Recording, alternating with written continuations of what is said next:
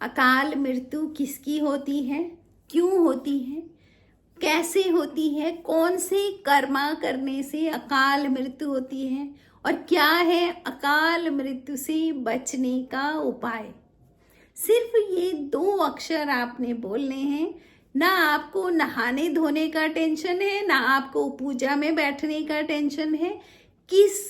कैसे करके आपको इन 2 अक्षरों के मंत्रों का जाप करना है। बहुत लंबा चौड़ा कुछ नहीं है, बहुत ही आसान और सरल रीति है अकाल मृत्यु से बचने की। अकाल मृत्यु किसे कहते हैं, पहले ये जानना है। जिसकी अकाल मृत्यु होती है वो कौन सी कर्मों की सजा होती है, इस उपाय को करके आपको क्या क्या फायदे होने वाले हैं, ये सारी चीजें मैं अपने वीडियो के माध्यम से बताऊंगी। तो आज अकाल मृत्यु के बारे में चर्चा करते हैं। जय श्री राम दोस्तों कैसे आप सब लोग। मैं भी ठीक हूँ दोस्तों। अकाल मृत्यु एक ऐसा शब्द है जिसे थर थर थर थर कांप जाते हैं हम लोग, है ना। लेकिन सच बात यह है कि अगर हमने समझ लिया और जान लिया कि अकाल मृत्यु क्यों होती है और कैसे होती है और किन कर्मों से होती है, तो हम सचेत हो जाते हैं किस पे, अपने कर्मा पर ध्यान देते हैं। तो दोस्तों अकाल मृत्यु से बचने के लिए जो उपाय हैं वो आज मैं आपको बताऊंगी। तो दोस्तों शुरू करते हैं आज का वीडियो। रोज की तरह यदि आपको मेरा वीडियो पसंद आता है तो मेरे चैनल को सब्सक्राइब करें। मेरे चैनल का नाम है आध्यात्म का विज्ञान। यदि आपको मेरा वीडियो पसंद आता है तो मेरे वीडियो को लाइक करें, कमेंट करें और कमेंट में जय श्री राम लिखें। दोस्तों राम हमारी ऊर्जा है। तो हम शुरू करते हैं आज का वीडियो कि अकाल मृत्यु। सबसे पहले चीज तो ये जानते हैं बहुत आसान तरीके से कि अकाल मृत्यु किसे कहते हैं। मतलब नहीं, काल मतलब समय। जब समय से पहले ही, पूरा समय नहीं हुआ है उससे पहले ही मृत्यु हो जाए तो उसको बोलेंगे अकाल मृत्यु। समय नहीं आया था तो भी मृत्यु हो गई तो उसको कहेंगे अकाल मृत्यु। या वेदों में मनुष्य की जो उम्र बताई गई है वो 100 साल बताई है, लेकिन कभी 20 में, 30 में, 40 में, है 50 में, इसी दौरान मृत्यु हो जाती है। तो अब क्या होता है, जो अकाल मृत्यु होती है उसके बाद आत्मा की मुक्ति नहीं होती है, बल्कि वो किस लोक में जाता है, पिशाच योनि में, भूत योनि में, भूत पिशाच। ठीक है, तो उसको उस दुख से भुगतना पड़ता है पूरे 100 साल पूरे करने तक।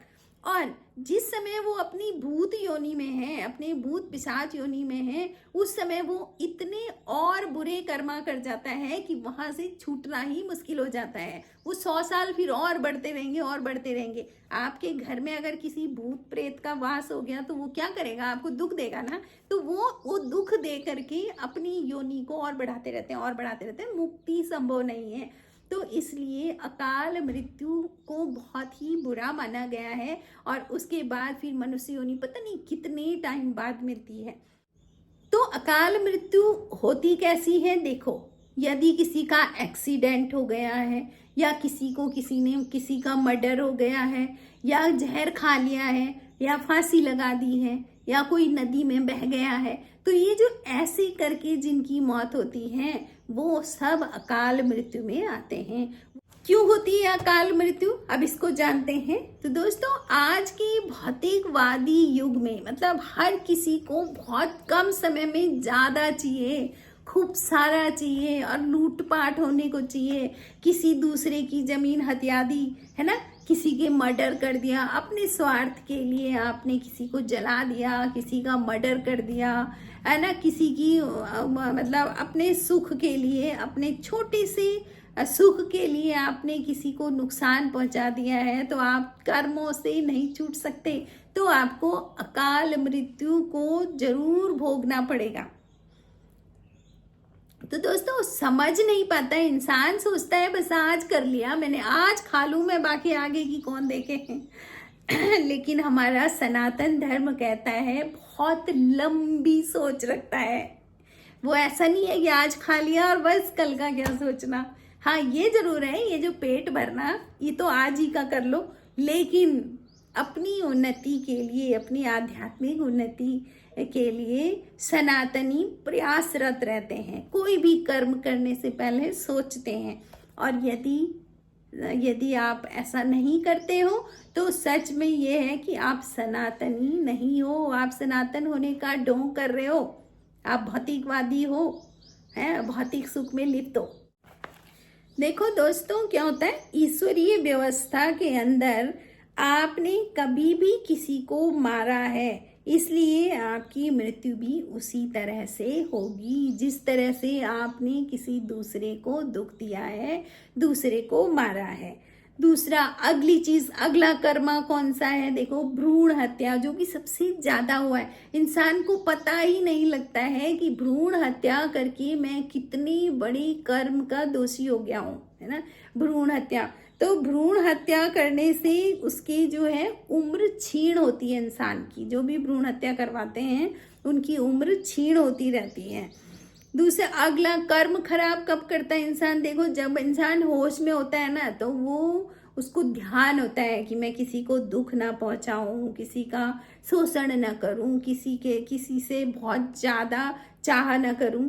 लेकिन अगर वो नशे में है, यानी शराब पी ली है, उसने कोई नशा कर लिया है, तो उसको पता ही नहीं लगता। लेकिन पता नहीं लगने का मतलब ये नहीं है कि वो जो दुख पहुंचा रहा है उस दुख का कुछ नहीं होगा। तो उस दुख, जो दूसरे को दुख पहुंचाता है, उसका हिसाब किताब भी उसको देना पड़ता है। और इन सब दुखों से कई बार मार पीट करके किसी का मर्डर कर दिया तो वो इंसान अकाल मृत्यु का भागीदार हो जाता है। तो इन्हीं कर्मों को भोगने के लिए फिर उसको अकाल मृत्यु का सामना करना पड़ता है।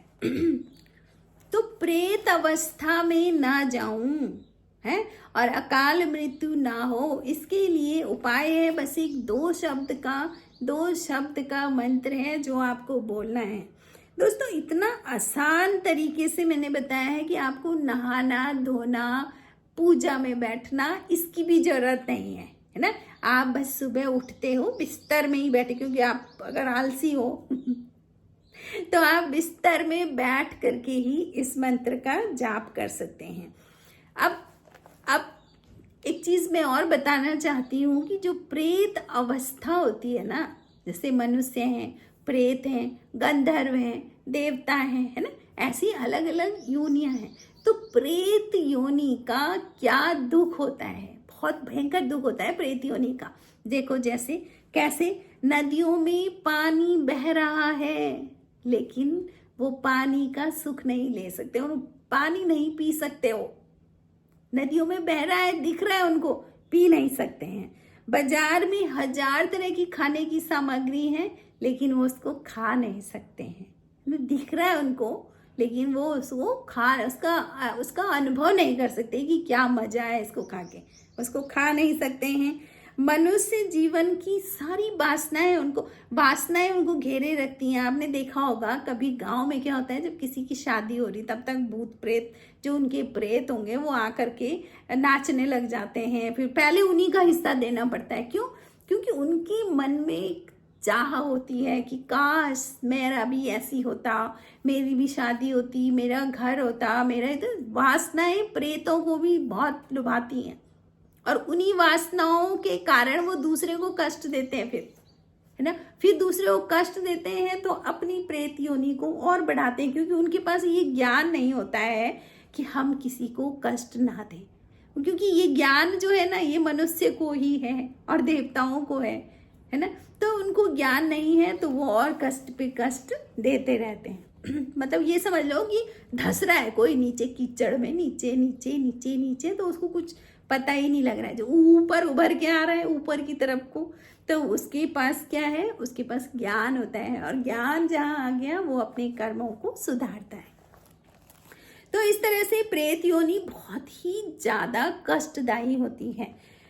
वो जिसके पास जाते हैं उसी को कष्ट देंगे, बस समझ लो। आप अपने घरों से लोग क्या करते हैं, तब बहुत पूजा पाठ करवाते हैं, मंत्र जाप करते हैं, बड़े बड़े हवन करवाते हैं, तब प्रेतों को भगाते हैं, है ना। तो ये सब प्रेत योनि से भागना होता है। तो 2 शब्द बोलने हैं आपने, बिना नहाए धोए सब कुछ करे हुए।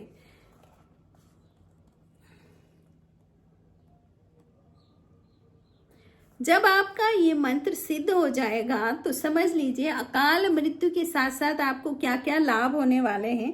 अगर कोई परीक्षार्थी है, किसी एग्जाम की परीक्षा दे रहा है तो उसमें सफल हो जाएगा। कोई व्यापारी है उसको धन का लाभ होगा। नौकरी में है कोई तो उसको प्रमोशन होगा, है ना। कर्जा किसी के पास है तो उसका कर्जा खत्म हो जाएगा। और अगर किसी के घर में कलह क्लेश है तो वो सब खत्म हो जाएंगे। जैसे जैसे आप इस मंत्र का 2 शब्द की मंत्र का छोटा सा मंत्र है, इसका जाप करते रहोगे तो। और यहाँ तक कि सबसे बड़ी चीज़ कि अकाल मृत्यु भी उसकी कभी हो नहीं सकती है, उससे भी वो बच जाएगा। देखो बोलना क्या है, आपने सुबह उठना है और उठ के पालती मार के बैठ जाना है, स्मरण करना है अपने इष्ट का। और उसके बाद आपने मंत्र बोलना है ओम ह्रोम जुम सा, ओम ह्रोम जुम सा। ये जो है ये महामृत्युंजय मंत्र का बहुत शॉर्ट फॉर्म है, छोटा फॉर्म है। पूरा महामृत्युंजय मंत्र नहीं बोलना है, ये उसके शॉर्ट फॉर्म में है, छोटा सा है।